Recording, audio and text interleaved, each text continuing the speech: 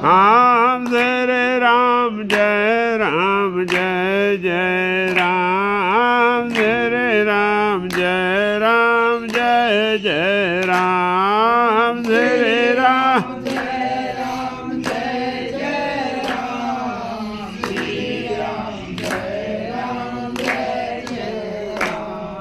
बोलो गणेश भगवान की जय, श्री रामचंद्र भगवान की जय, सीता मैया की जय, सियावर रामचंद्र जी की जय, उमापति महादेव की जय, वृंदावन कृष्ण बलदाव जी की जय, श्री दत्तात्रेय भगवान की जय, पवन सुत हनुमान की जय, गोस्वामी तुलसीदास जी महाराज की जय। बोलो सब संतन की जय जय सीताराम।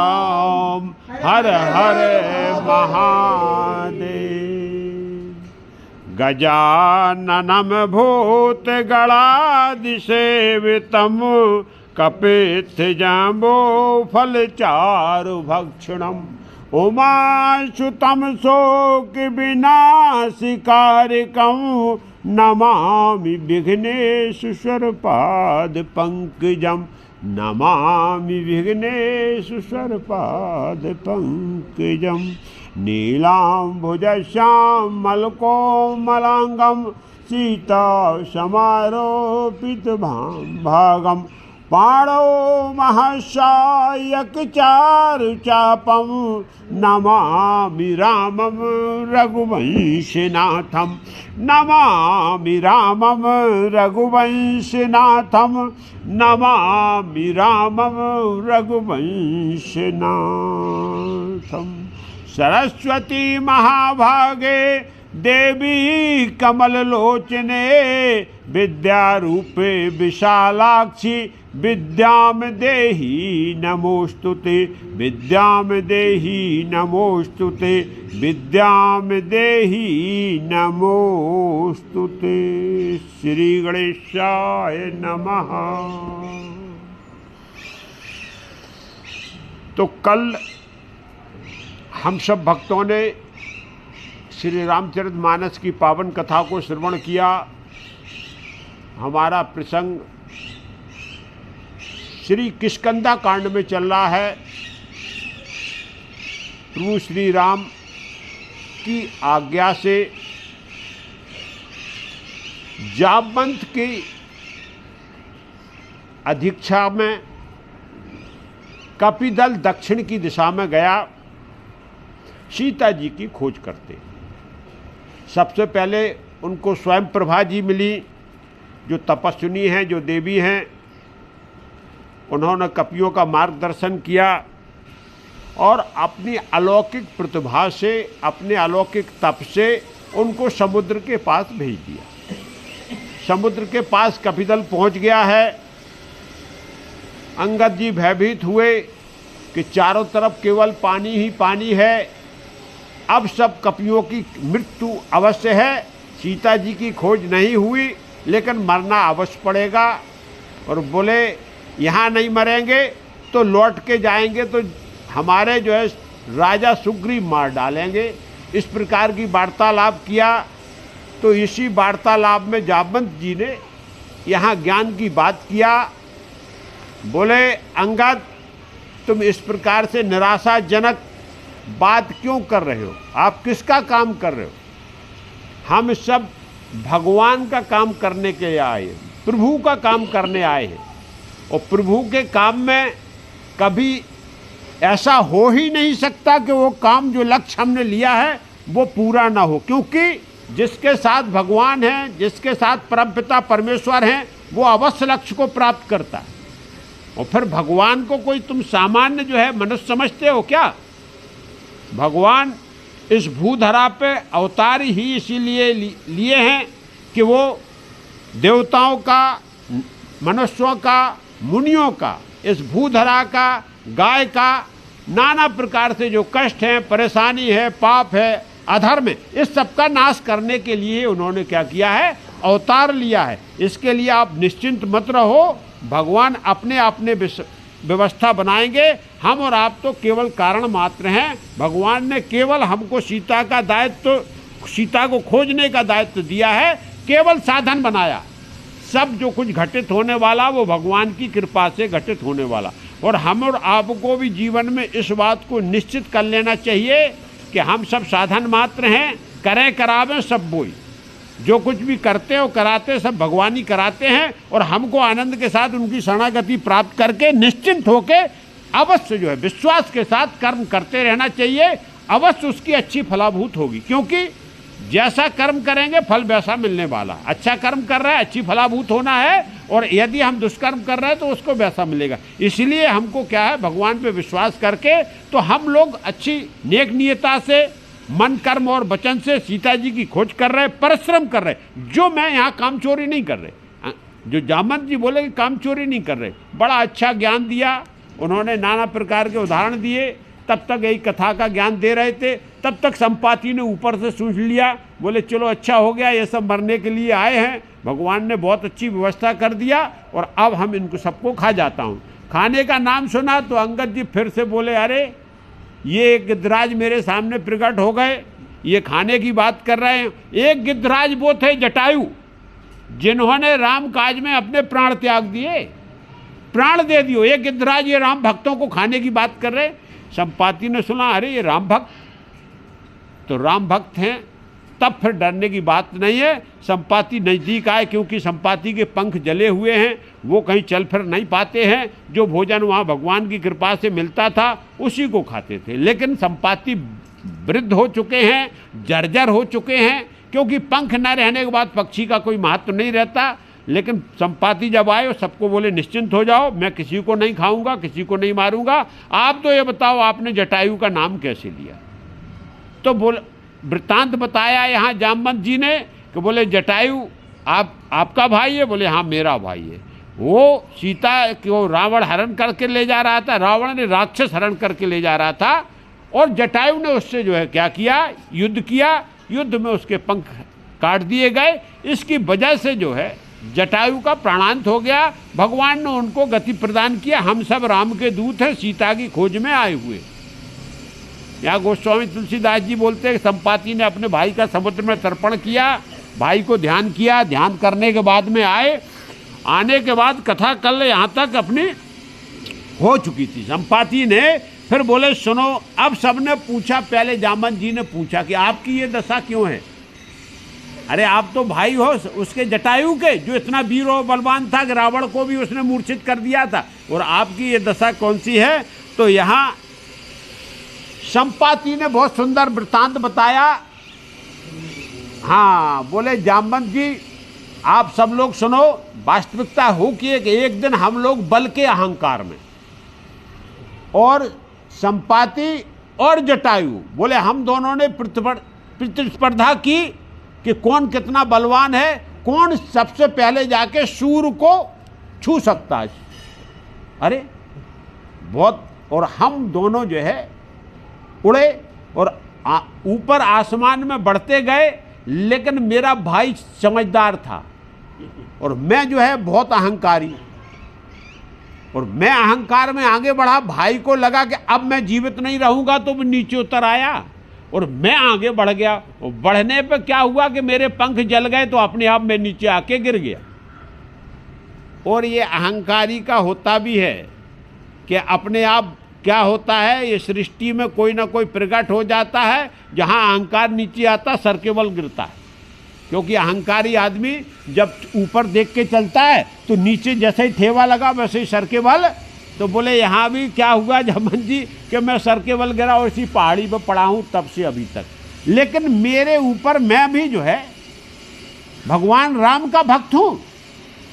तो भगवान की कृपा से चंद्रमा नाम के मुनि मेरे सामने प्रकट हो गए।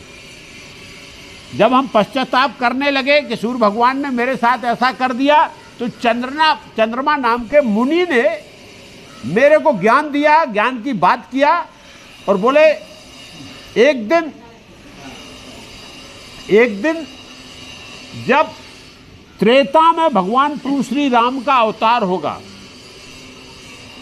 और वो जब लीला करेंगे तो वन में उनकी पत्नी का, सीता जी का हरण राक्षस के द्वारा किया जाएगा और उनकी खोज में भगवान के भक्त जो हैं, भगवान के सेवक जो है, कपि सेना आपके सानिध्य में आएगी। भविष्य पूरा बता रहे हो, भविष्य बिल्कुल एकदम जो है, ये पटकथा लिखी रहती, सबकी पटकथा लिखी हुई है।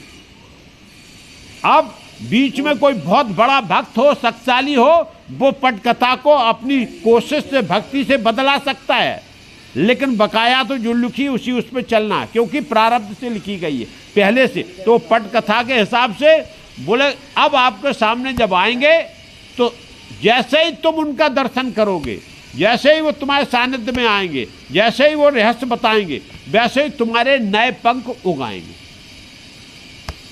नए पंख उगाएंगे तो बोले देखो अब मेरे जो है आप देख रहे हो नए पंख जो नीचे नीचे लगे। तब तक ये बात हुई, जामन जी के सामने नए पंख उगाए और वो जो है फड़फड़ाने लगे और नाचने लगे।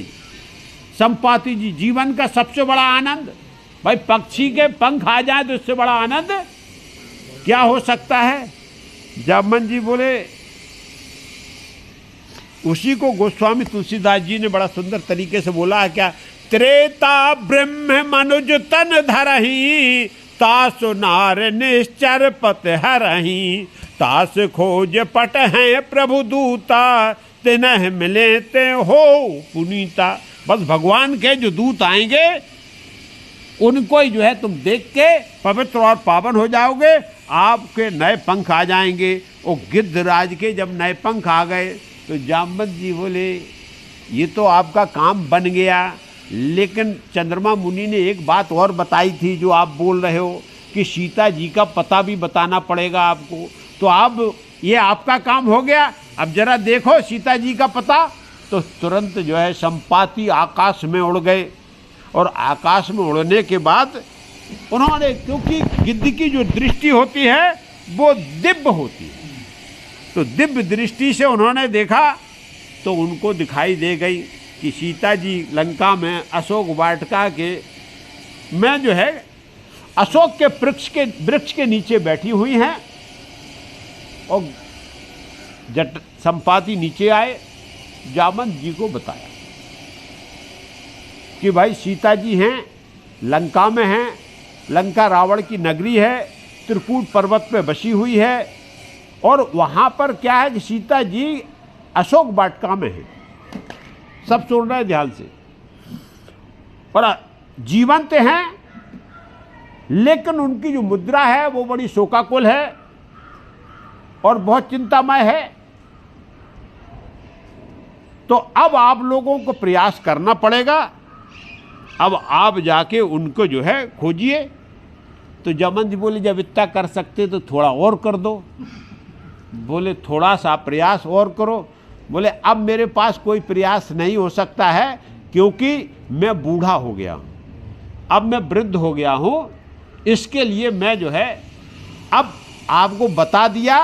और बताने के बाद अब आपको जो काम लक्ष्य मिला है, एक काम बता सकता हूँ कि लंका जान कौन सकता खोज करने के लिए, जा कौन सकता है। बोले हाँ चलो यही बता दो कैसे, कौन पहुँचेगा। बोले जो 100 योजन की छलांग मार देगा वो जो है लंका जा सकता है और वो ही सीता का क्या पता लगा सकता है। 100 योजन, बोले हाँ पूरी 100 योजन, और 1 योजन भी कम रहेगा समुद्र में डूब के मर जाएगा।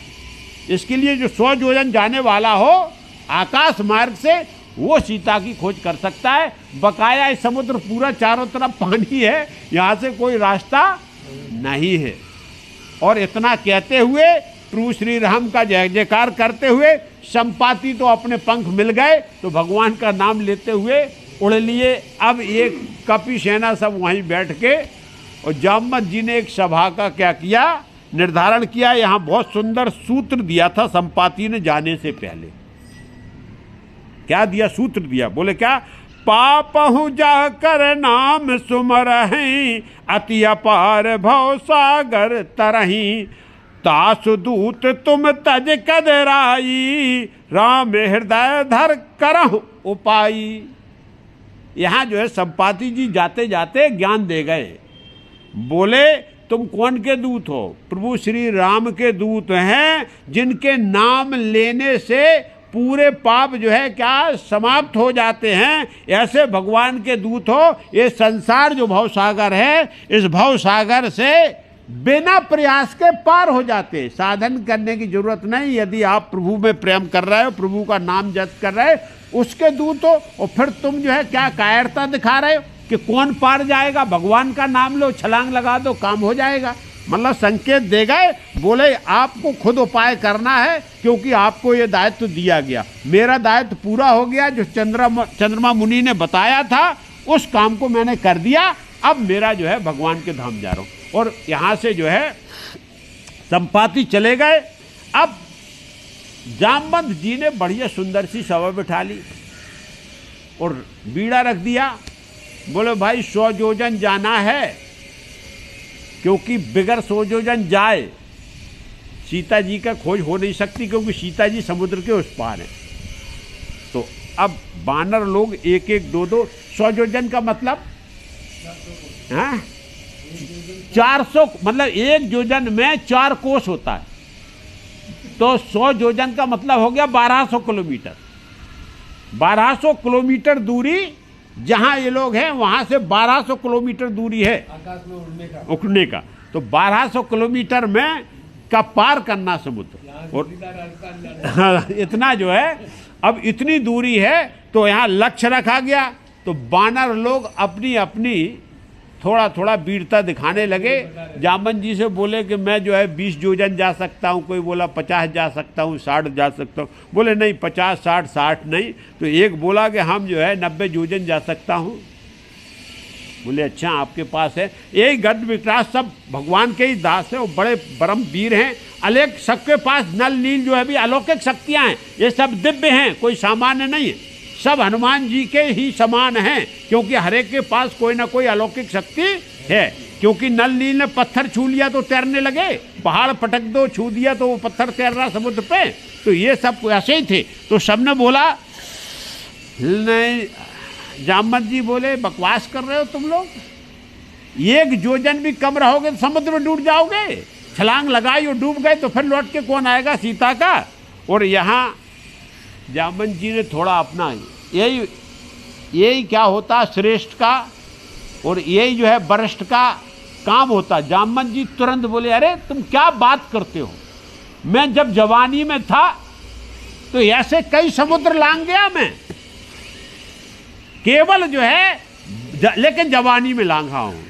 तो जामवंत जी ने एक अपनी कथा सुना दी। बोले आपको मालूम है जिस समय भगवान राम का जिस समय हरि ने 52 रूप धारण किया था, और 52 रूप बना के वो जब जो है महाराजा दानियों में दानी महादानी महाराजा बलि को बांधने के लिए, उनका अहंकार किस बात का अहंकार था? उनको दान का अहंकार हो गया था कि मैं बहुत बड़ा।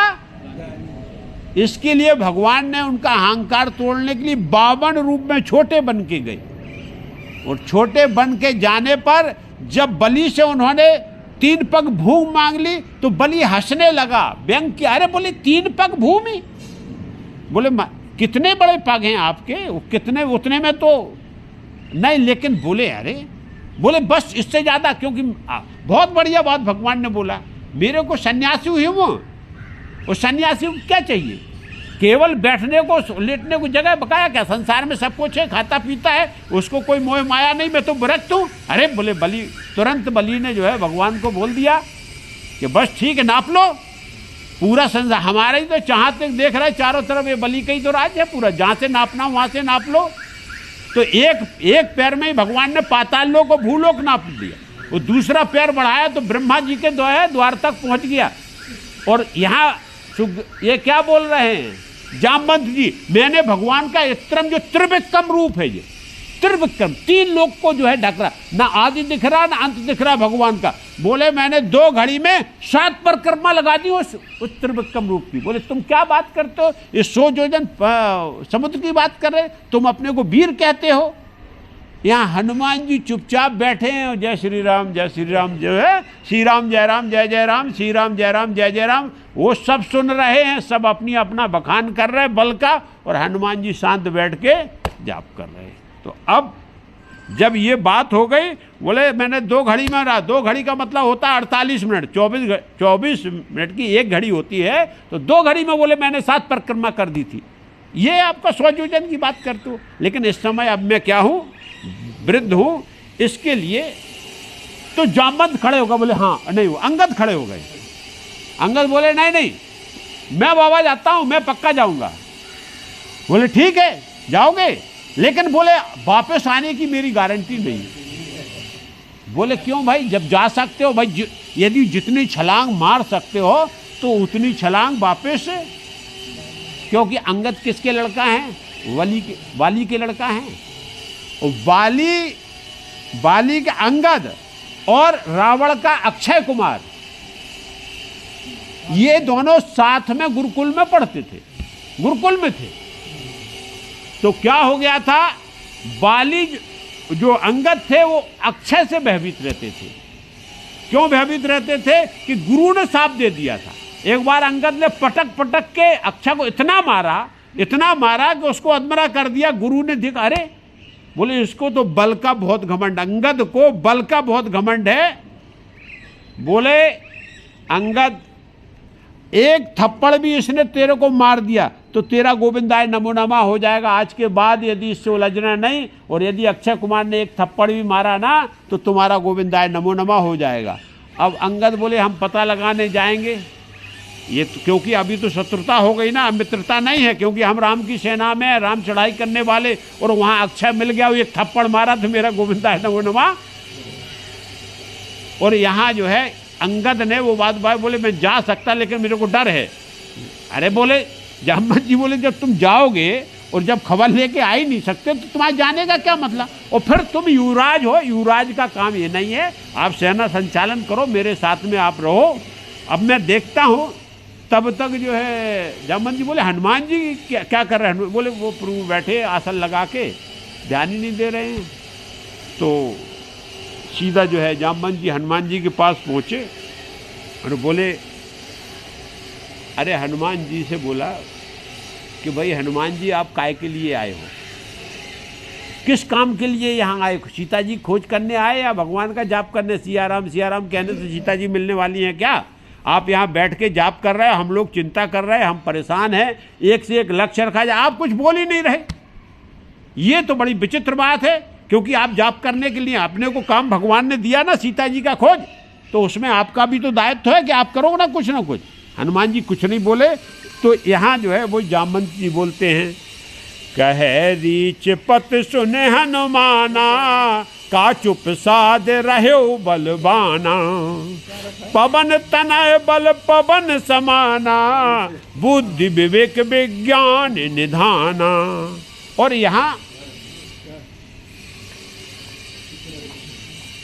जो है जामवंत जी हनुमान जी के पास गए, बोले भाई हनुमान जी आप बिल्कुल चुपचाप शांत रूप में बैठे हो, जबकि आप इतने बलवान हो, आपकी गाथा बलवानी की गाई नहीं जा सकती, क्योंकि आपने जब जो है बचपन में ही सूर्य भगवान को ही निगल लिया था, सूर्य भगवान को मुख में देने वाला, और ये लक्ष्य मिला तो आप चुपचाप बैठे शांत होके। हनुमान जी ऐसा कैसा है, आप पवन के पुत्र हो, पवन तनय बल, पवन के पुत्र हो तो पवन के समान नहीं है आपके पास बल है, ऐसा नहीं है। हनुमान जी का बल, यदि हवा का तूफान आ जाए तो अच्छे अच्छे पहाड़ पर्वतों की, पूरे पेड़ से वृक्ष से लेके सब आंधी तूफान से लेके उखाड़ देती है। तो बोले आपके पास बल भी पवन के समान है। और बोले सबसे बड़ी विशेषता क्या है, बल होने के साथ, बल तो पहलवान अच्छे अच्छे बड़े बड़े पहलवान उनके पास होता है, लेकिन बुद्धि विवेक नहीं होता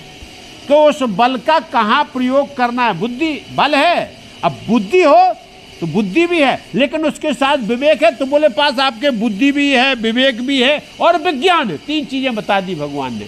वो जो मैं उदाहरण दिया, बुद्धि, अंदर जो ज्ञान है, विवेक है, उसको कहाँ प्रयोग करना, वो विज्ञान है, उसको प्रकट कर देना, ये तीनों चीजें जो है। और बोले आपके पास साक्षात ये तीनों चीज़ें प्राकट हैं और उसके बाद में भी आप जो है शांत बैठे हो। हनुमान जी अभी भी शांत बैठे हुए हैं और सिया राम सिया राम सिया राम जय जय राम सिया राम जय जय राम यही जाप कर रहे हैं।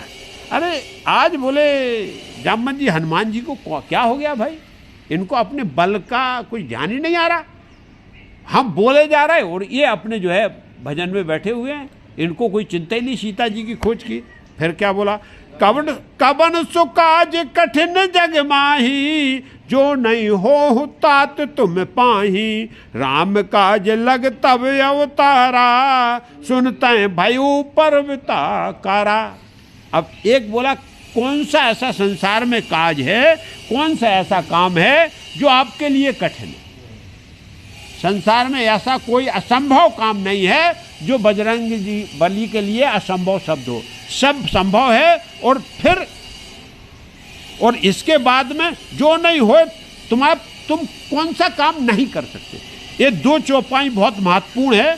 पवन तनय बल पवन समाना, बुद्धि विवेक विज्ञान निधाना, कवन सो काज कठिन जगमाही, जो नहीं होए तात तुम पाई। इनको महामंत्र भी बोला जाता है। यदि जीवन में कोई काम रुका हो, हमारे महापुरुष ये बोलते हैं इन दो चौपाइयों को जोड़ के और प्रतिदिन इनका यदि जो है जाप किया जाए तो असंभव भी संभव है। जीवन के रुके हुए काम भगवान बजरंगबली की कृपा से प्रकट हो जाते, ऐसा बताते संत लोग। और अनुभव में जो कर रहे हैं उनको उसका अनुभव होता है। ये दो चौपाई को जोड़ के बताया है। तो इनको दोनों के यदि हम जो है केवल इनका पाठ करते हैं, जब ध्यान करते हैं तो इनको बोल के और सोते समय भी यदि इन चौपाइयों का हमने जाप किया और उठते समय भी जाप किया तो संसार में कोई बोले काम जो है, जो लक्ष्य लेके आप चल रहे वो पूर्ति हो जाती है, ऐसा बताया गया। तो फिर बोले तब भी हनुमान जी ने कवन सो काज कठिन जग माई, जो नहीं हो तात तुम पाई। तो भी हनुमान जी शांत हैं, सब कुछ सुन रहे हैं, उनका बात नहीं। लेकिन जैसे ही बोला राम काज लग तव अवतारा, सुनते ही भयो पर्वता।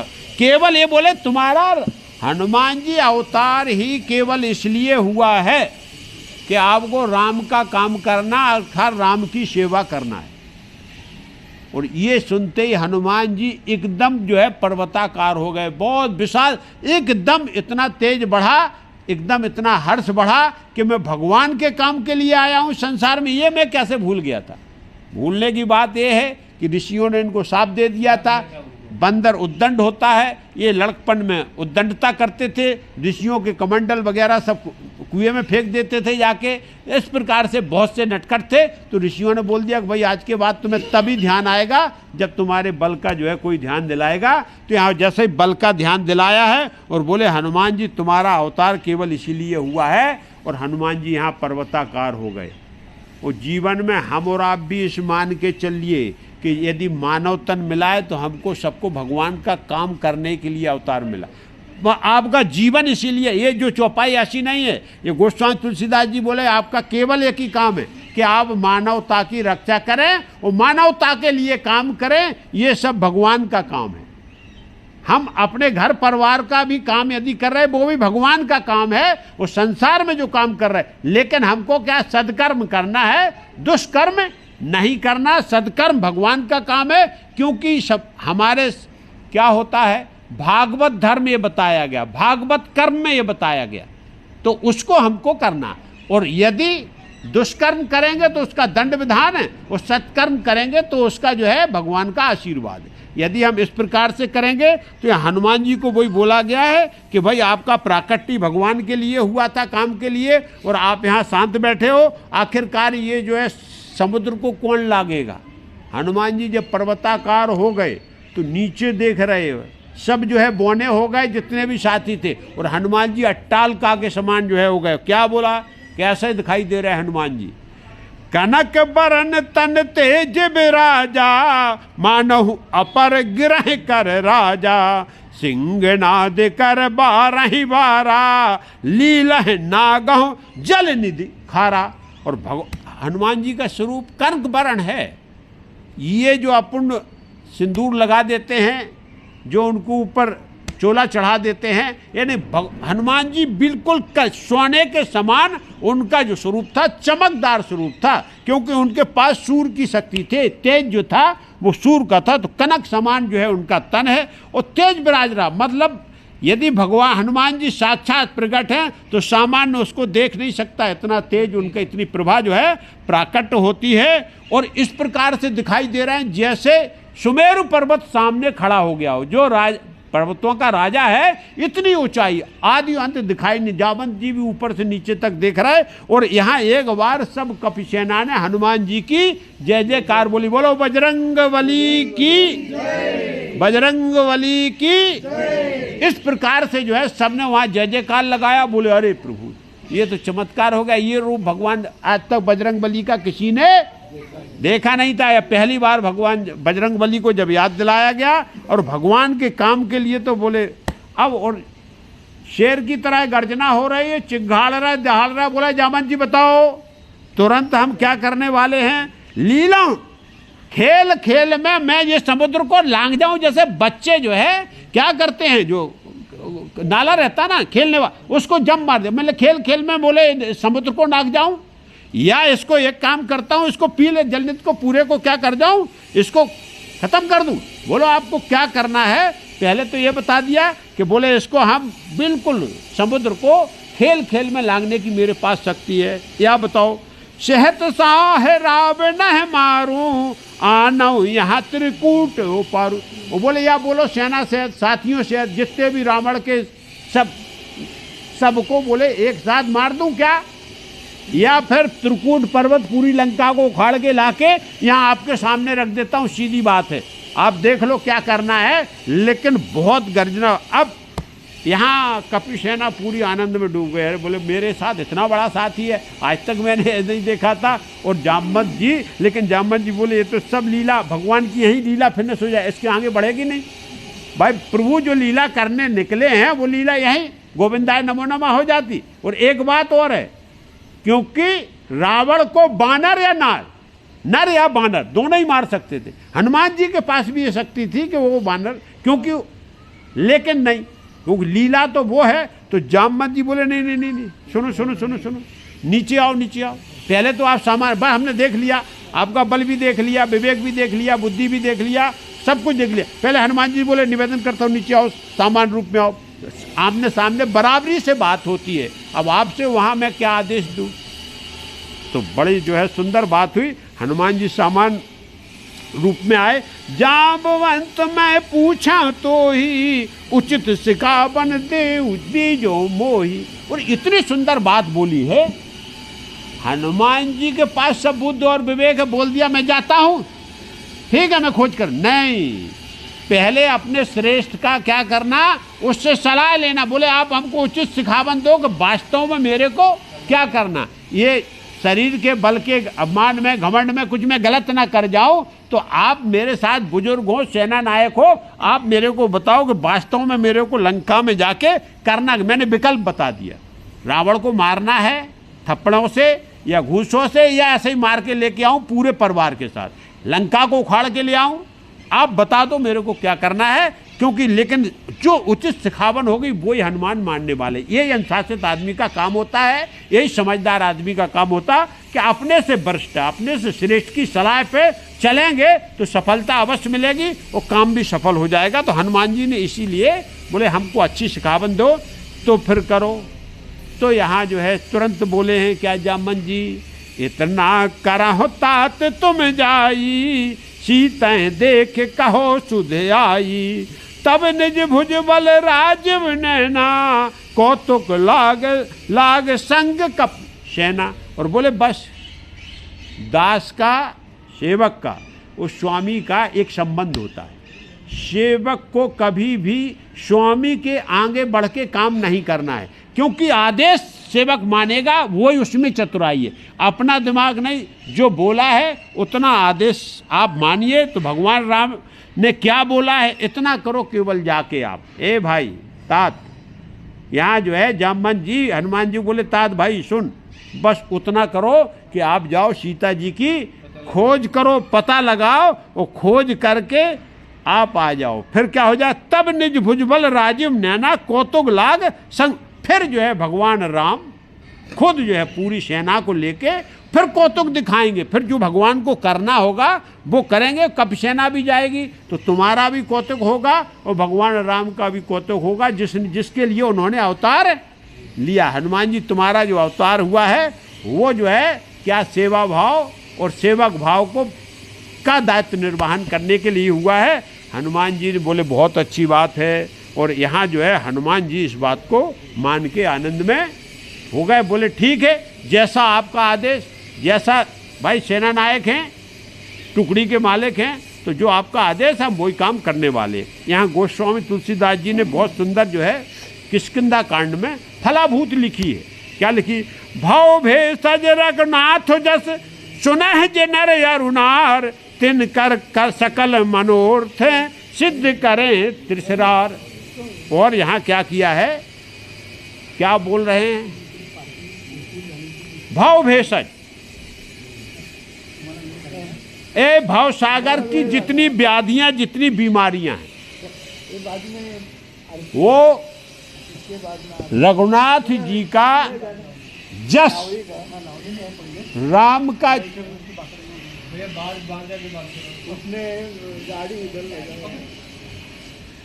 ये राम जी का जो जस है, एक मिनट, राम जी का जो जस है वो जस जो कोई गाएगा सुनेगा उसके संसार भाव मतलब भाव सागर की जितने भी व्याधियां जितनी भी बीमारियां हैं इनको सबको नष्ट हो। लेकिन कौन कौन सुना है, जो नर और नार, जो ध्यान से इसको सुनेंगे, चाहे वो स्त्री हो या पुरुष हो, तिन कर सकल मनोरथ, और उनके सभी मनोरथ, अंदर रखी हुई बात, अंदर रखी हुई बात, मनोरथ का मतलब होता है जो मन में रखे रहते, जो किसी को हम बताते, क्योंकि मन में ही पलती बात कि ये कामना मेरी पूरी हो जाए, सिद्ध करे त्रिसरार। ये सिद्ध नहीं, शंकर भगवान नहीं, सिद्ध करें त्रिसरार, तीसरा को मारने वाले, तीसरा को मारने वाले भगवान राम, उनके जो है सभी मनोरथों को क्या करेंगे, पूर्ण करेंगे। इस प्रकार का इसकी फलाभूत है। जो भगवान के जस गुणगान को श्रवण करता है, गाता है, उसके लिए ये फलाभूति बताई गई है। और इसके बाद गोस्वामी तुलसीदास जी ने एक छंद लिखा, कपसेन संग संघार निश्चर राम सीता आनहि, त्रिलोक पावन सुजस सुर मुनि नारद बखानहि, सोगा सुनत गावत कहत समझत परम पद नर पावहि, रघुवीर पद पाथोज मधुकर दास तुलसी गावहि। यहाँ बस इसके बाद गोस्वामी तुलसीदास जी बोले हैं कि भगवान राम कब सेना के साथ जाएंगे, निश्चरों का संहार करेंगे, जिसके और सीता जी को आनंद के साथ लेके आएंगे, क्योंकि भगवान की लीला इसी प्रकार से प्रकट हुई है। और इस त्रिलोक में उनका क्या सुजस और पावन चरित्र गाया जाएगा। यदि ये घटना नहीं घटी होती, रावण को नहीं मारा होता, तो आज हम और आप रामचरितमानस से नहीं सुन रहे होते। त्रिलोक में सुजस गाने वाला ये परम आनंद को प्रदान करने वाला है। और इसके बाद बोला है कि भाई रघुनाथ, अब तुलसीदास जी बोल रहे कि हम प्रभु राम के चरण कमलों का भौरा बन के, जैसे भौरा फूल पे हर समय मुग्ध रहता है, रस चूसने के उसमें रहता है, ऐसे ही मैं भगवान राम के अपने रामचरितमानस को कह के इसका गायन करके वादन करके और भगवान के चरण रूपी कमलों का रसास्वादन प्राप्त कर रहा हूं, जिससे मेरे को आनंद आ रहा है। जैसे भौरा को मकरंद मिलने के बाद जो आनंद आता है, बोले वो ही मेरे को भगवान की ये कथा गाने में आनंद आ रहा है ये। और इसके बाद बोला, नीलोत्पल श्याम काम कोट शोभा अधिक, सुना तास गुण ग्राम जास नाम खग बातिक। अब क्या बोले, भगवान का क्या बताया कि नील वर्ण का, नील कमल के रूप में भगवान का शरीर है। शरीर पूरा क्या है, जैसा नीला कमल देखा हो, कई प्रकार कमल होते हैं, सफ़ेद भी है, लाल भी है, नीला भी। तो नीले कमल के समान भगवान का जो शरीर है बहुत ही सुंदर है, कोटि कोटि कामदेव से भी बढ़कर भगवान की सुंदरता है। और उनके जस को जो सुनेगा, जो गाएगा, उसका क्या हो जाएगा, भगवान के ऐसे जस को सुनने उगाने वाला। इसमें ये विशेषता है कि इनके नाम का जो सहारा लेता है वो पाप रूपी पक्षी, कौन सा, पाप रूपी पक्षी और बहेलिया रूपी नाम राम के द्वारा उसका नष्ट हो जाएगा। मतलब पाप जो है, पाप रूपी पक्षी यदि बैठ गया है हमारे पेड़ पर, तो उसको बहेलिया रूपी क्या कर देगा, उसको नष्ट कर देगा। आज भगवान यहाँ जो फलास्तुति हो गई, जो भी भगवान राम की इस कथा का श्रवण करेगा, ध्यान करेगा, उसके पापों का विकारों का नाश होगा। और इसके बाद कथा को आज यहीं विराम करते हैं। किष्किंधा कांड जो है, किष्किंधा कांड जो समाप्त हो रहा है, और कल अपन सुंदर कांड में प्रवेश करेंगे। तो कल से सुंदर कांड की कथा को अपन प्रारंभ करेंगे। बोलो सियावर रामचंद्र की जय, उमापति महादेव की जय, वृंदावन कृष्ण बलदाऊ जी की जय, पवन सुत हनुमान की जय। बोलो सब संतन की जय। जय सीताराम। गाड़ी